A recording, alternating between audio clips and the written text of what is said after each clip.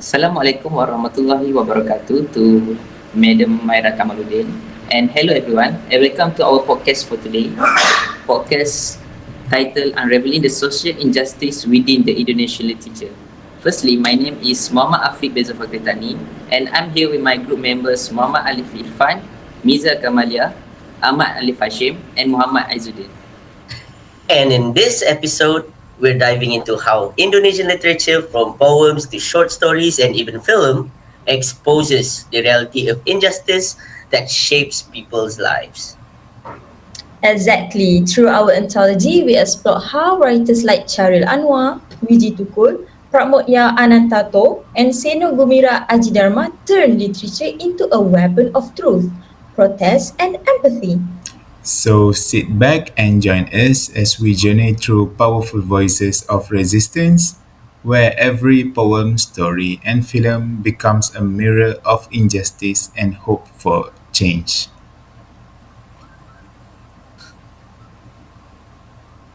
Before we dive into the works, let's talk about the bigger picture.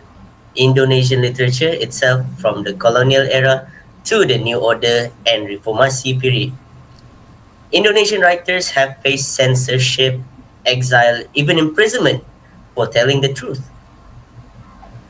Yes, especially writers like Pramodya Anantato, who was jailed for years just for defending freedom of speech and writing about social inequality. So, really, Indonesian literature is not just about art, it's about courage. Therefore, our anthology stands as a defiant punch against social injustice. We are not talking about dry politics here. We are focusing on the raw, bleeding human reality of oppressions, poverty, and discrimination. This story do not just inform you, they make you feel the eroding dignity and the exhausting weight of inequality. By dragging system failure into the light of personal experience, the collection transforms abstract issue into an intimate, unavoidable truth, forcing us to confront the wounds that injustice leaves on every soul. Alright, so let's start with our presentation today with poetry. And what better poets than Syair Anwar, the fiery voice of rebellions. He was the soul of the 1945 generation, shattering colonial rules to forge a modern, vital Indonesian language. Though his life ended tragically at 26, his defiance lived on in Aku, epitomizing a nation demands for freedoms. In Aku, Cheryl portrayed a defiance, a man who refused to bow to power. His declaration, "Aku ini binatang jalan," or "I am a wild beast," is a psychological weapon. It means that you can change the body but not the soul. And to truly feel this, he wrote it in 1943 under the brutal Japanese regime, external power that tried to suffocate the Indonesian self.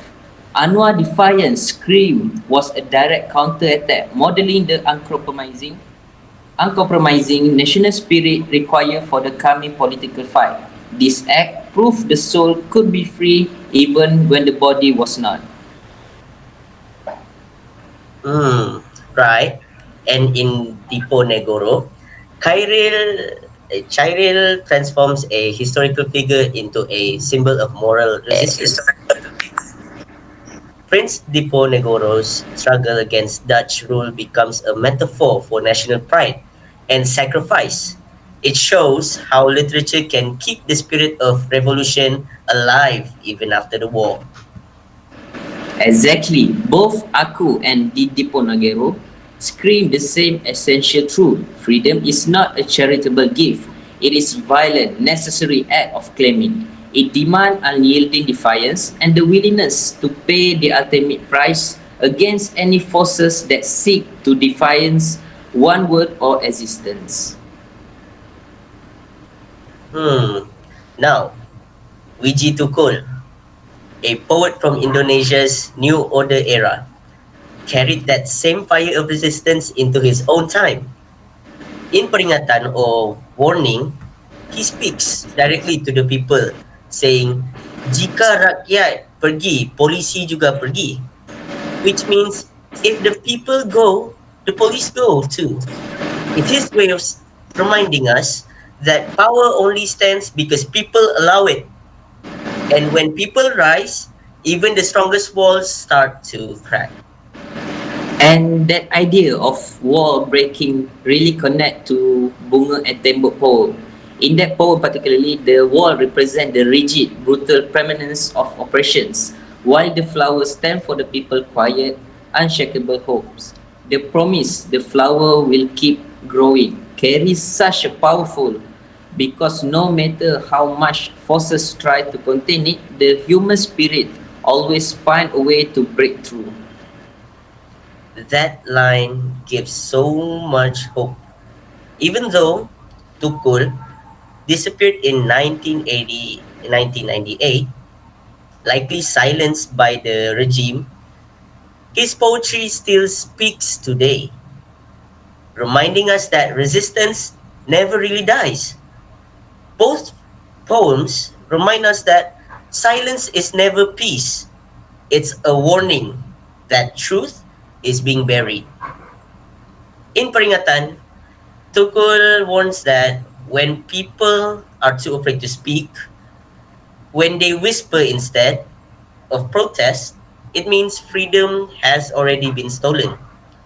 Every verse becomes a wake up call, urging the people to resist before oppression becomes permanent. And in Bunga dan Tembok, that same message grows into something more symbolic. The flowers representing ordinary people may be crushed or ignored, but they never stop growing. Even when blocked by the wall of tyranny, their roots spread quietly beneath it. Tukul believed that one day, those small acts of courage would break the wall apart. So when we read this poetry today, it isn't just history, it's a living call to action. His words remind us that hope isn't passive. It grows, it pushes back, and it survives, even when the poet himself is silenced. Definitely, Tukul voice shows that even when the power tries to bury the truth, it always finds a way back. His poetry reminds us that resistance doesn't always shout, sometimes it whispers, grows quietly, and one day it breaks through the wall that tried to hold it down. Yeah, that's true. Honestly, I didn't even realize how deep that message was until we started analyzing it. Like Tuchol's words still hit even now. Yeah, but speaking of injustice, I found mine kind of heavy too, which just in a totally different way. While Tukul fighting the government, Pramodya's story Inem show how injustice can happen in your own house. So yeah, and at the same kind of injustice, just in a different form, appears in the Pramodya Anantato short story Inem.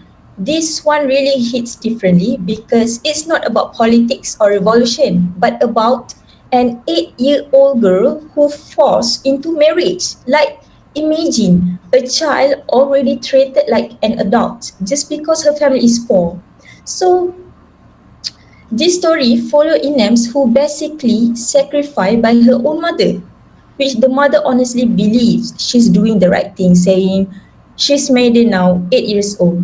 When I read that, I was like, that's heartbreaking, you know. That line alone shows how poverty and tradition can twist someone's idea of what's best, but you cannot even blame her fully because she's trapped too, because it's the whole system that's broken. Okay, so what's sad is how everyone just accepts it. Now, nobody question it. Inem lose her childhood, her freedom, and later even faces abuse. But society just tell her to be devoted and stay silent. But Pramodya used her story to expose how women and children suffer the most when poverty and patriarchy mix together. It just not just her story, it's the story of so many girls who never got to choose their own lives.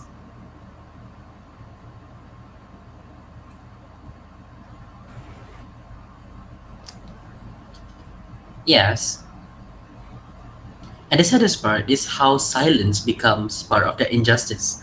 When Inem complains about her husband's abuse, the adults tell her to go back and be a devoted wife.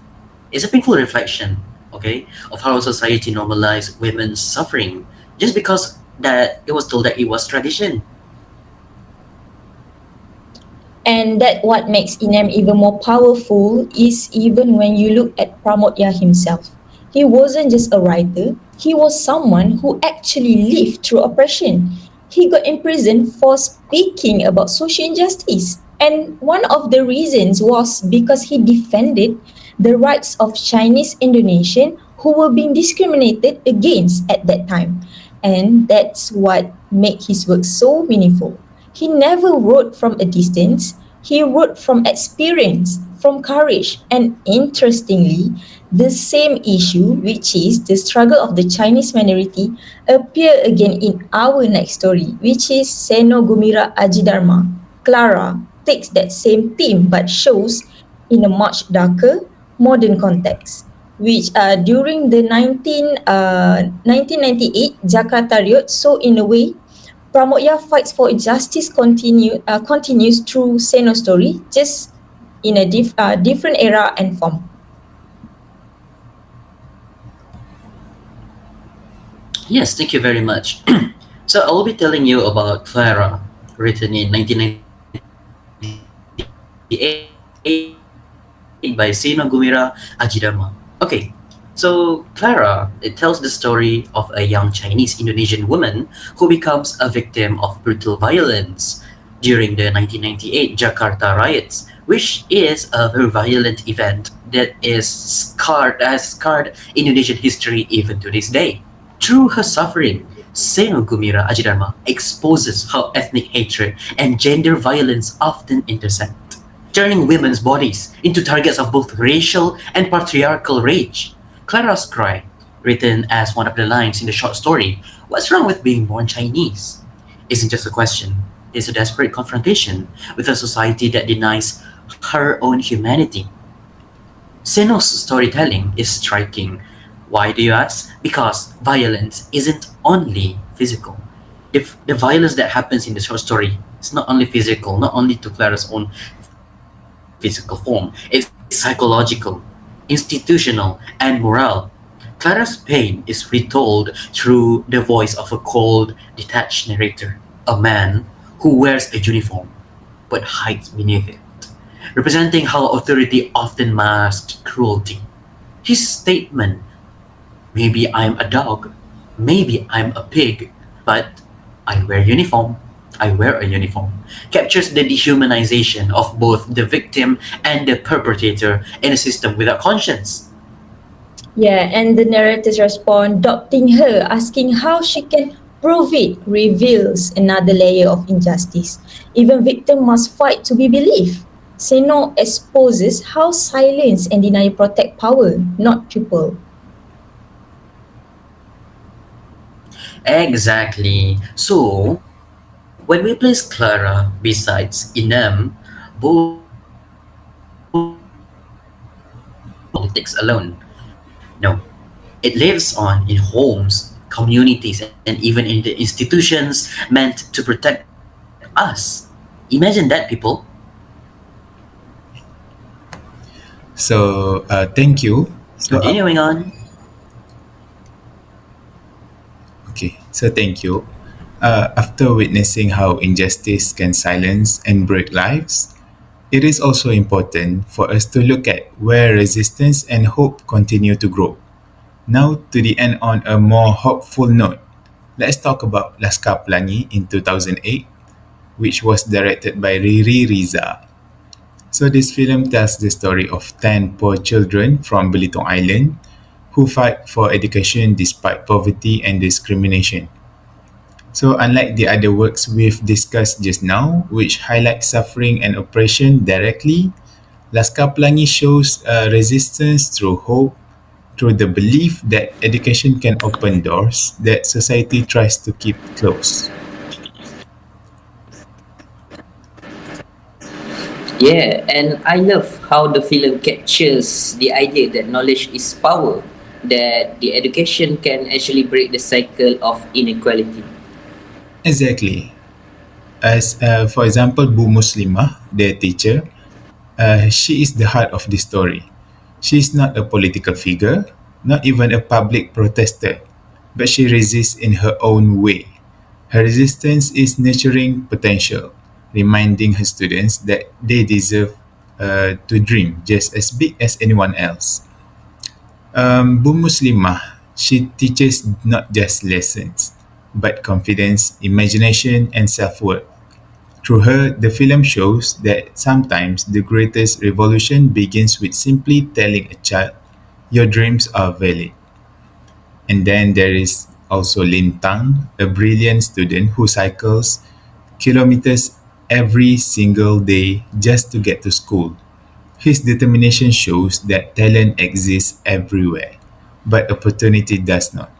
His struggles remind us that the true tragedy of poverty isn't just hunger or hardship, it's the loss of potential that the world never gets to see. So, Laskar Pelangi brings us back to the core of our anthology. Injustice doesn't only take lives, it also steals dreams. And education becomes the key to reclaiming them. And that connects back to all of our works. Whether it's Inem, Clara, or Tukul's poems, they all remind us that resistance often begins with awareness. Yeah, so after looking at all these works, one thing becomes clear. Indonesian literature doesn't just tell stories, it speaks for those who are silent. Yes, and from Diponegoro battlefield, courageous to the quiet suffering, witnessed by Clara, these voices remind us that injustice has many faces, from public battles to private sorrow. Crucially, this story confirmed that empathy and truth, wielded through art, possess the profound power to challenge and ultimately eroded the foundation of oppressions. Literature became the vital bridges between suffering and actions. Yes, and just like in Laskar Pelangi, hope is not always loud. Sometimes hope looks like a classroom with broken windows. Sometimes it looks like a poem whispered quietly. But hope survives in education, in awareness, in comparison, and in the courage to speak up. These works show us that even when injustice feels overwhelming, resistance can start small, with a voice, maybe a question, or even a dream. So, thank you for joining us on this journey through Indonesian literature. We hope this anthology helps you understand that stories are not just entertainment, they are mirrors, warnings, and calls to actions. Words can be a shield, words can be a hammer, words can be a bridge connecting us to those who have been unheard for too long. Yeah, okay. And we are already at the end, and this is unraveling the social injustice within Indonesian literature. And thank you so much for listening. And remember, awareness is the first step toward change. Keep reading, keep questioning, and most importantly, keep caring. Literature is not just words on a page, it reflects society, its struggle, and voices that are often unheard. So stay curious, stay empathic, and let these stories inspire you to think, question, and take action.